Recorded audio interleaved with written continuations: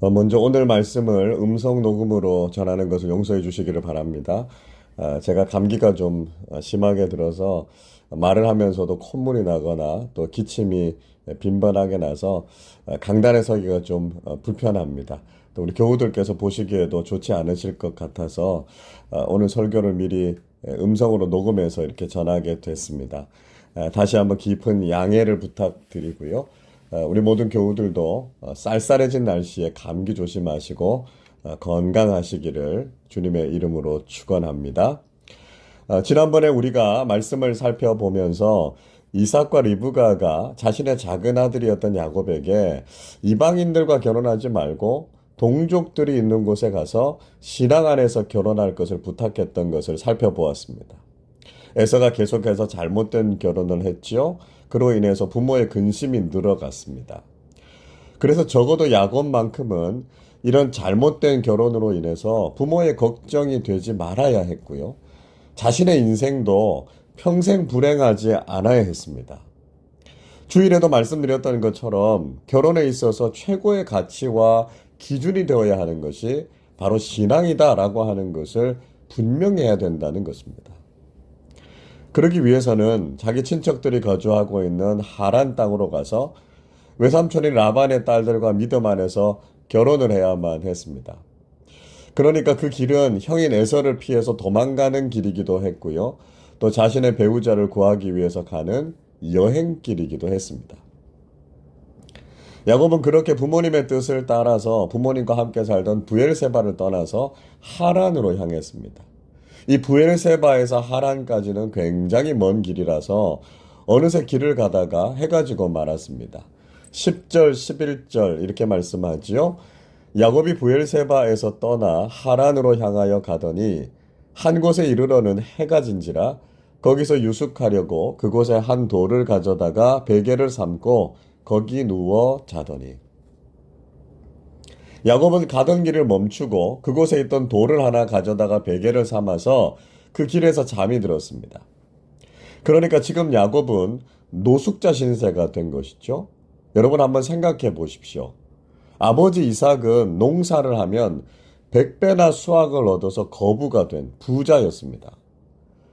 그러니까 야곱은 부잣집의 작은 노련님이었습니다. 그러니까 그동안 집에서 지내면서 얼마나 편안한 삶을 살았겠습니까? 그런데 그런 부잣집 작은 아들이 원치 않는 도피길에 올라서 지금 노숙자 신세가 되고 말았습니다. 여러분 혹시 노숙을 해보신 경험이 있으십니까? 아마 군대를 다녀오신 남자분들은 행군을 하다가 길에서 노숙을 해보신 경험이 있으실 겁니다. 저는 결혼하기 전에 이스라엘에서 잠깐 지낼 때가 있었는데요. 여행을 하다가 갈릴리 호수 주변에서 노숙을 해본 경험이 있습니다. 집이 아닌 밖에서 잠을 자야 된다라고 하는 것, 그 얼마나 처량한 일입니까? 잠자리가 얼마나 불편합니까? 추위, 더위, 뭐 그대로 다 느껴야 하지 않습니까? 게다가 광야 지역에서는 밤에 맹수들이 출몰할 수도 있는 곳이었기 때문에 무척 위험했을 겁니다. 뭐 그러나 이 모든 것을 다 뒤로 하고서라도 아마 그 밤에 야곱은요, 서러워서 잠이 오지 않았을 것입니다. 인간적인 욕심을 앞세워서 형에게 돌아갈 복을 빼앗았다가 집에서 쫓겨나서 도망쳐가는 처량한 신세가 되고 말았습니다. 위험하기도 했고 춥기도 했고 외롭기도 했을 것이고요. 또 불편하고 힘들어서 잠이 오지 않았을 겁니다. 자신의 삶이 이런 상황에 처하게 된 것을 생각하면서 한숨이 깊어지지 않았겠습니까? 아마도 그 밤은 야곱의 인생에 있어서 가장 비참하고 가장 불행한 밤이었을 겁니다. 정말 자기 인생이 가장 밑바닥으로 내려앉는 순간이었을 것이고요. 이 순간만큼은 하나님께서 안 계신다고요. 하나님께서도 자신을 버리셨을 것이라고 그렇게 생각했을 겁니다. 그런데 그렇게 울다가 지쳐서 잠이 드는 줄도 모르고 야곱은 잠을 자게 됐습니다. 그리고 꿈을 하나 꾸게 되죠. 12절 말씀을 우리 같이 읽어보겠습니다. 꿈에 본즉 사닥다리가 땅 위에 서 있는데 그 꼭대기가 하늘에 닿았고 또 본즉 하나님의 사자들이 그 위에서 오르락 내리락 하고. 야곱이 꾼 꿈은 평범한 꿈이 아니었습니다. 흔히 우리도 그냥 꾸는 꿈이 있는가 하면 하나님께서 무엇인가를 우리에게 알려주시기 위해서 환상이나 계시로 주시는 꿈이 있습니다. 야곱은 꿈의 사닥다리가 땅 위에 서 있는 것을 보았습니다. 그런데 그 꼭대기가 하늘에 닿아 있어서 이것이 하늘로부터 내려온 사닥다리라는 것을 보여주고 있습니다. 그리고 그 사닥다리 위로는 하나님의 사자들, 그러니까 천사들이죠. 케루빔이라고 합니다. 이 천사들이 오르락 내리락 하고 있었습니다. 그런데 바로 그곳에서 하나님께서 나타나셨습니다. 13절 상반절 말씀 이렇게 기록합니다. 또 본즉 여호와께서 그 위에 서서 이르시되 나는 여호와니 너의 조부 아브라함의 하나님이요 이삭의 하나님이라. 야곱은요 바로 그곳에서 하나님을 만나게 됐습니다. 할아버지 아브라함의 하나님 그리고 아버지 이삭의 하나님을 그가 직접 만났습니다. 그동안 간접적으로 하나님에 대해서 듣기만 했었는데요. 이번에는 그가 직접 하나님을 만나는 영적인 체험을 하게 됐다는 것이죠. 여러분, 이것이 보여주는 것이 무엇이겠습니까? 우리 인생의 고난과 내리막길에서 비로소 우리는 하나님을 만나는 체험을 하게 된다는 것입니다. 우리에게 고난과 어려움이 있을 때는 하나님마저도 우리를 외면하셨는가 생각이 돼서 낙심이 될 때가 있지만 바로 그곳에서 우리는 살아계신 하나님을 만나게 된다는 것입니다. 그러니까 우리가 고난을 당하는 현장은 하나님께서 안 계신 현장이 아니라 가장 생생하게 하나님을 만날 수 있는 자리라는 것을 잊지 말아야 한다는 것이죠. 그리고 하나님께서는 야곱에게 놀라운 약속의 말씀을 주셨습니다. 13절 하반절부터 14절까지 말씀을 같이 읽어보겠습니다. 내가 누워있는 땅을 내가 너와 내 자손에게 주리니 내 자손이 땅에 티끌같이 되어 내가 서쪽과 동쪽과 북쪽과 남쪽으로 퍼져나갈지며 땅의 모든 족속이 너와 내 자손으로 말미암아 복을 받으리라. 하나님께서는 야곱이 누워있던 땅을 야곱과 그 자손들에게 줄 것이라고 말씀하셨습니다. 그리고 그 자손들이 땅에 티끌같이 퍼져나갈 것이라고 말씀해 주셨습니다. 물론 이 말씀은 아버지와 할아버지로부터 이미 들었던 말씀이었습니다.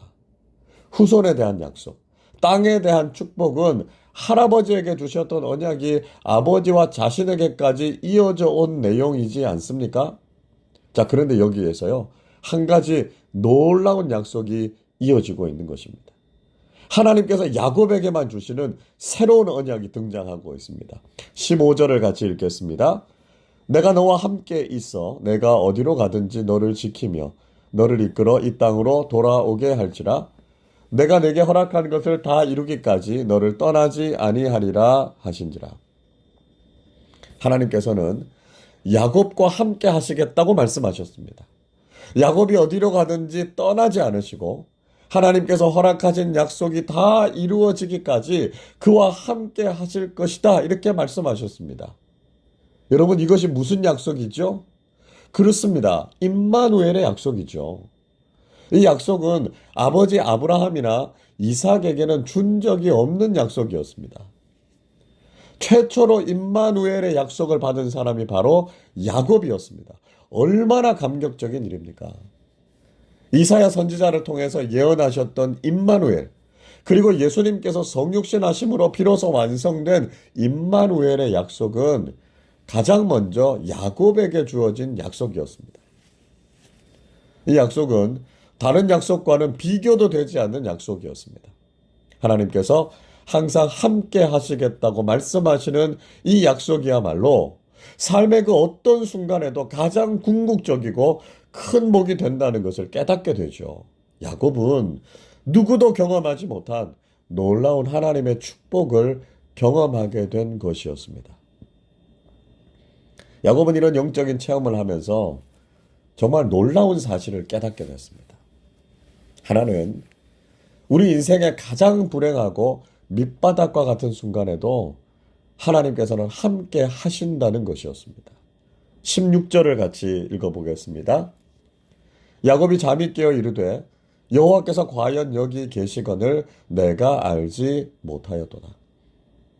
야곱은 그때 하나님께서 그와 함께 하고 계셨다라고 하는 것을 고백하게 됐습니다. 야곱은 자신의 인생이 밑바닥으로 내려가고 이렇게 자신의 인생이 망가진 것을 보면 하나님은 안 계신다고 생각했습니다. 흔히 사람들도 그렇게 생각하지 않습니까? 인생의 모든 일이 잘 되고 승승장구할 때는 하나님께서 함께 하신다고 믿지만 정말 실패와 절망의 늪에 빠질 때는 하나님께서 안 계신다고, 하나님께서 계시면 어떻게 이럴 수 있느냐고 생각하지 않습니까? 그러나 야곱은 바로 그 자리에서 하나님을 생생하게 만났습니다. 아무리 우리 인생이 어둡고 비극적인 상황에 있다고 하더라도 하나님께서는 우리를 떠나지 않으시고 늘 함께 하신다라고 하는 것을 경험하게 됐던 것이죠. 다른 하나는 자신이 누워있는 이 자리가 하나님의 집이 될 수 있다는 것이었습니다. 17절 말씀도 같이 읽겠습니다. 이에 두려워하여 이르되 두렵도다 이곳이요 이곳은 다름 아닌 하나님의 집이요 이는 하늘의 문이로다 하고. 야곱은 자신이 누워있던 그곳이 바로 하나님의 집이었고 하늘로 통하는 문이라는 것을 깨닫게 됐습니다. 즉 고난의 자리는 하나님을 만나고 예배하는 장소였고요. 하나님 나라로 통하는 문이라는 것을 알게 됐습니다. 그러니까 삶의 불행을 통해서 비로소 신앙을 배우게 된다는 것이죠. 여러분 그렇지 않습니까? 우리가 인생에서 아무런 문제도 없고 부족한 것이 없는 상황에서 우리가 신앙을 배우고 하나님을 알게 되는 거 그 쉽지 않습니다. 그러나 삶에서 심각한 문제를 만나고 인생의 고난을 깊이 경험하게 될 때 비로소 우리는 기도하게 되고요. 하나님을 찾게 됩니다. 인생의 고난이 우리를 하나님의 집인 교회로 인도하죠.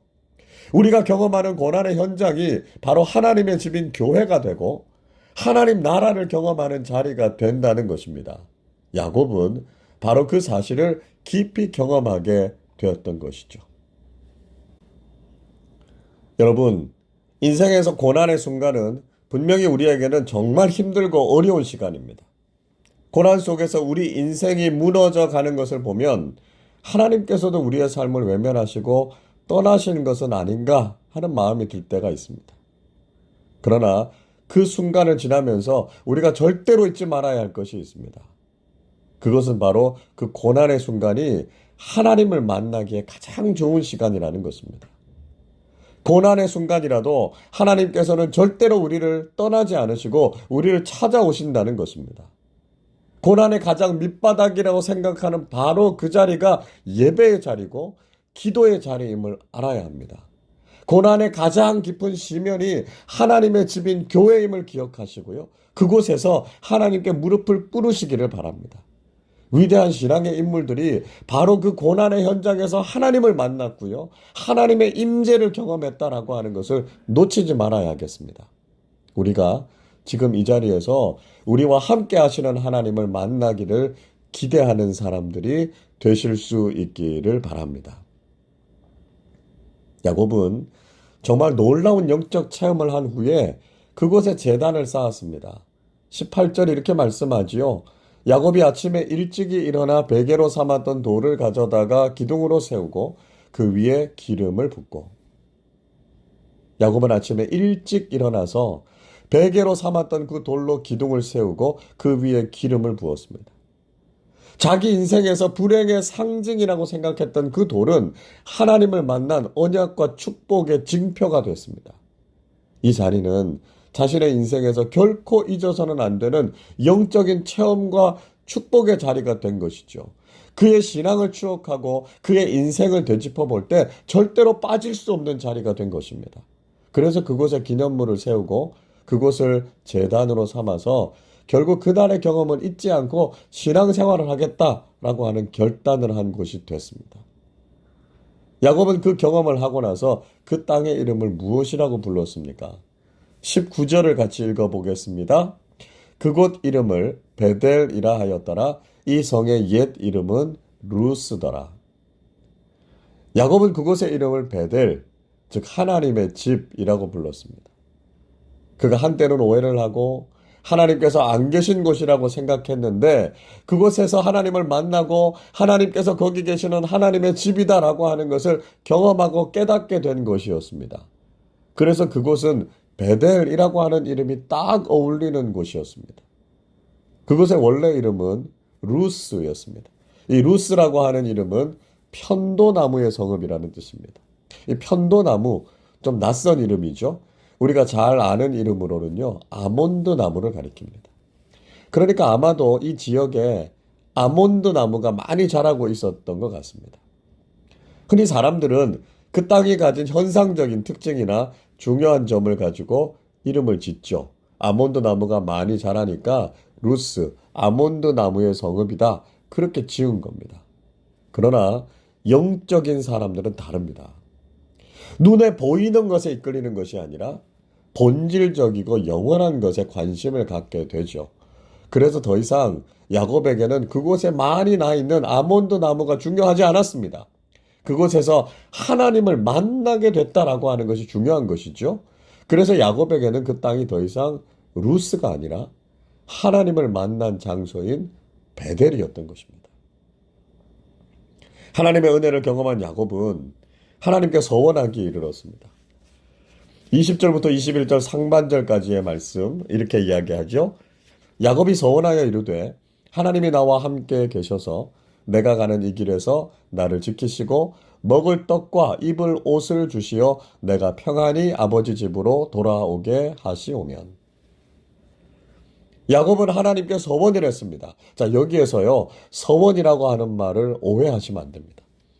마치 하나님께서 자신에게 이렇게 해주시면 자신도 하나님께 이렇게 해드리겠다라고 하는 거래처럼 보일 수 있습니다. 그런데 야곱은 그런 취지에서 말하고 있는 것이 아닙니다. 이것은 야곱이 하나님께서 약속하신 것을 꼭 이루어 주십사 하는 간절한 바람을 나타내고 있다라고 할 수 있습니다.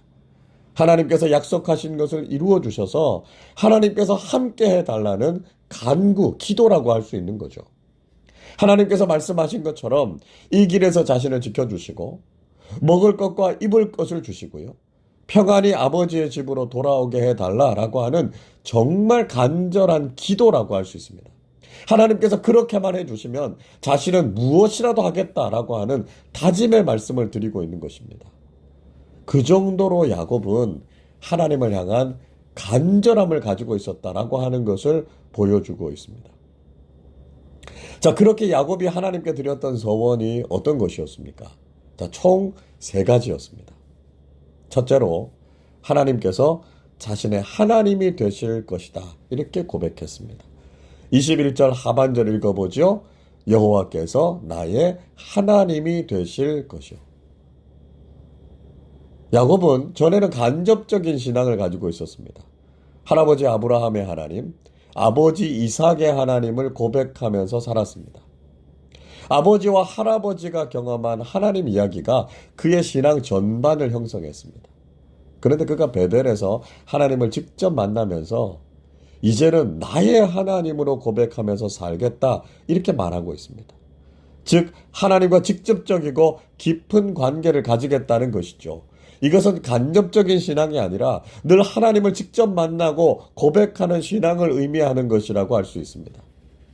야곱은 일련의 사건들을 경험하면서 그동안 그가 가졌던 하나님을 향한 신앙이 많이 흔들렸을 겁니다. 간접적인 신앙은요, 견고한 신앙이 아니기 때문이죠. 자신이 직접 하나님을 만난 경험을 하지 않았고 부모님으로부터 하나님에 대해서 전해 들은 신앙으로는 아직 단단한 신앙이 아니었을 것입니다. 그래서 하나님을 믿는데도 어려움을 경험하고 심지어는 집에서 쫓겨나서 노숙자 신세가 되게 하신 하나님을 향한 원망도 많았을 것입니다. 그러나 야곱이 베델에서 하나님을 직접 만나면서 그의 신앙은 달라졌습니다. 아버지와 할아버지의 하나님이 아니라 나의 하나님이 된 것이죠. 그래서 이제는 하나님과의 깊은 영적 교제를 통해서 하나님만을 제대로 섬기는 신앙인으로 거듭나게 된 것이었습니다. 여러분, 우리에게도 이런 하나님 경험이 필요합니다. 우리가 간접적으로 하나님을 알고 있는 것으로는 충분하지 않습니다. 간접적인 신앙은 인생이 위기의 순간에서 흔들릴 수밖에 없습니다. 내가 직접 하나님을 만나지 않고 그분의 사랑과 능력을 경험하지 않으면 우리도 어려움 가운데서 신앙을 잃게 될 수 있습니다. 그래서 우리도 직접 하나님을 경험하는 사람들이 되어야 합니다. 우리의 삶에 찾아오시는 하나님을 우리가 인격적으로 만나고요. 그분이 나를 얼마나 사랑하시는지를 직접 체험해야 합니다. 다른 누군가의 하나님이 아니라 나의 하나님이심을 고백하는 신앙을 가지시기를 바랍니다. 그러면 우리가 그 어떤 순간에도 우리의 신앙이 흔들리지 않고요. 오직 하나님만 의지하는 신앙이 된다는 것이죠. 둘째로 이 돌이 하나님의 집이 될 것이라고 말했습니다. 22절 상반절을 같이 읽어보겠습니다. 내가 기둥으로 세운 이 돌이 하나님의 집이 될 것이요. 야곱은 자신이 베고 잠을 잤던 그 돈을 가지고 쌓은 기둥이 하나님의 집이 될 것이다. 그렇게 고백했습니다. 이것은 단순하게 교회나 성전을 세우겠다 그런 뜻이 아닙니다. 물론 솔로몬처럼 또는 교회를 개척한 분들처럼 나의 헌신을 통해서 교회가 세워진다면 그거 얼마나 귀한 것이겠습니까? 여기에서 야곱이 다짐하고 있는 것은요. 자기가 앉고 일어서는 자리, 자신의 모든 삶의 자리를 예배의 처소로 바꾸겠다는 것이었습니다. 그의 인생은 예배하는 인생이 되고 그가 머물렀던 자리가 바로 교회가 될 것임을 말씀하고 있는 것입니다. 비록 그 자리가 돌베개를 베고 노숙을 하는 고난의 자리라고 할지라도 그는 변함없이 그곳에서도 예배자로 살겠다고 하는 것을 고백한 것이었습니다. 그가 가정에서 머물 때도 그곳은 교회가 되어서 하나님을 예배하는 곳이 될 것입니다. 그가 회사에서 일을 할 때도 하나님을 기억하면서 하나님을 높여드리는 예배자로 신앙인의 삶을 살겠다는 것입니다. 그가 앉고 일어서는 모든 자리가 베델이 되어서 항상 하나님 앞에서 예배하는 삶을 살아가겠다는 결단이라는 것이죠. 여러분, 우리가 살아가는 모든 삶의 자리가 베델, 즉 하나님의 집이 되는 삶을 사시기를 바랍니다. 우리의 베델은 어디입니까? 베델은 특정한 한 장소만이어서는 안 됩니다. 우리가 지금 모이는 이 예배당만 베델이 된다면 우리는 신앙과 삶이 분리된 그리스도인이 될 수 있습니다. 좋은 일이 있을 때에는 하나님께 예배하지만 힘들고 고난이 있을 때에는 낙심해서 예배를 멀리한다면 우리는 베델의 삶을 살고 있는 것이 아닙니다. 우리에게 좋은 일이 있을 때도 우리에게 고난의 삶이 연속된다고 하더라도 하나님의 집인 베델을 생각하면서 예배할 수 있을 때 우리는 성숙한 신앙인이 될 수 있습니다. 우리가 눕고 일어나는 모든 자리, 우리가 움직이고 활동하는 모든 처소가 바로 우리의 베델이 되어야 합니다.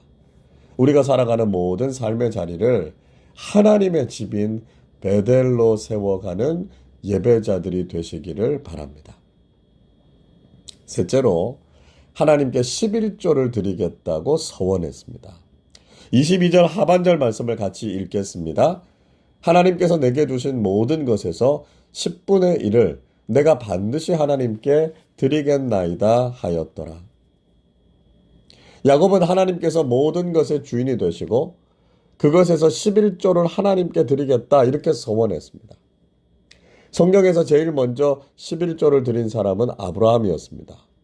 창세기 14장에서 아브라함은 그돌라오멜을 선두로 하는 가나안 연합군과의 싸움에서 승리한 후에 살렘 왕이었던 멜기세덱에게 11조를 드렸습니다. 아브라함에 이어서 야곱도 자신의 모든 소유가 하나님의 것이다 라고 하는 것을 인정하면서 하나님께 11조를 드리는 실천을 하겠다 그렇게 서원했습니다. 여러분, 우리가 신앙인이라면 우리의 삶의 영역 모든 곳에서 하나님께서 주인이심을 인정하는 것이 필요합니다. 특히 우리의 소유에 있어서도 하나님께서 주인이심을 인정하고 11조를 드릴 수 있는 것은 우리가 하나님을 바르게 섬기고 있다는 믿음의 고백이라고 할 수 있습니다. 11조는 우리 신앙에 있어서 아주 중요한 부분이라고 할 수 있습니다. 우리가 하나님을 믿는 신앙인이라면 11조를 반드시 드릴 수 있어야 합니다. 제가 목회를 하면서 두 종류의 그리스도인들이 있다라고 하는 것을 경험하게 됐습니다. 한 부류는요, 11조가 축복이 되는 신앙인이 있는가 하면 다른 한 부류는 11조가 시험이 되는 신앙인들이 있습니다. 11조가 축복이 되시는 분들은요, 하나님께 11조를 드릴 수 있다는 것 자체가 큰 기쁨이다. 이렇게 고백하면서 사시는 분들입니다. 그만큼 하나님께서 생업에 복을 주셨고 하나님께 드릴 것이 있게 하신 것이죠. 그리고 그렇게 하나님께 자신의 삶을 맡길 때 더욱 풍성하게 채워주심을 경험하게 됐다는 것입니다. 그래서 11조 자체가 전혀 부담이 아니라 오히려 축복이었고요. 그래서 더 많은 11조를 하나님께 드리는 것이 신앙생활의 목표라고 말씀하시는 분들이 계셨습니다. 반면에 11조가 시험거리가 되시는 분들은 다른 것은 다 괜찮은데 11조 때문에 신앙생활을 하는데 걸림이 된다. 이렇게 말씀하시는 분들도 계셨습니다. 내게 주신 10개를 다 써도 모자란데 그 중에 10분의 1을 하나님께 드리고 나면 나는 어떻게 살아야 할지 걱정과 염려가 많다. 이렇게 말씀하시는 분들이 계셨습니다. 그러나 여러분, 11조 생활은 우리가 진정으로 그리스도인으로 거듭나는 중요한 시금석이 됩니다. 오늘 선포하시기를 바랍니다. 더 이상 11조가 시험이 되는 신앙이 아니라 11조가 축복이 되는 신앙을 갖겠다 결단하실 수 있기를 바랍니다. 그러면 물질에 있어서도 하나님께서 풍성함으로 허락해 주실 줄로 믿습니다. 오늘 야곱은 하란으로 도망가는 현장에서 인생의 가장 내리막길이라고 생각되는 그곳에서 하나님을 만나는 베델의 체험을 하게 됐습니다. 인생에서 실패하고 절망하고 있는 바로 그 순간, 하나님께서도 나를 버리셨다고 생각하는 그 자리가 바로 하나님을 만나고 경험하는 자리임을 잊지 마시기를 바랍니다. 그리고 그곳에서 항상 함께 하시는 하나님을 우리도 만나게 될 것입니다. 이 자리에 있는 우리 모두가 모든 삶의 자리에서 베델의 하나님을 만나고 고백하시기를 바라고, 우리가 살아가는 바로 그 자리를 베델로, 하나님을 만나는 예배의 자리로 세워나가는 믿음의 사람들이 다 되시기를 주님의 이름으로 축원합니다. 기도하겠습니다. 우리를 외면하지 않으시고 끝까지 함께 하시는 하나님 아버지, 그 은혜와 사랑에 감사를 드립니다. 형을 피해서 하란으로 가는 길, 인생의 처량한 밤과 절망적인 순간을 보내면서 노숙자의 신세가 됐을 때 비로소 야곱은 그곳에서 하나님을 깊이 만나게 됐습니다. 저희들도 삶의 가장 힘겹고 절망적인 순간에서도 우리를 떠나지 않으시고 늘 함께 하시는 하나님을 만나는 영적 체험이 있게 해 주옵소서. 야곱이 베고 잠들었던 돌을 가지고 기둥을 쌓고 그곳을 베델이라고 불렀던 것처럼 우리도 고생의 돌베개를 기초 삼아 하나님께 예배하게 하시고 삶의 모든 자리에서 온전히 하나님께 예배하는 사람들 되게 하여 주옵소서. 하나님이 나의 하나님이심을 고백하고 우리의 모든 삶의 자리를 베델로 세워나가며 하나님께 11조를 드리고 모든 것의 주권을 인정하면서 살아가는 참된 신앙인들 다 되게 하여 주옵소서. 감사드리며 우리 주님 예수 그리스도의 이름으로 기도하옵나이다.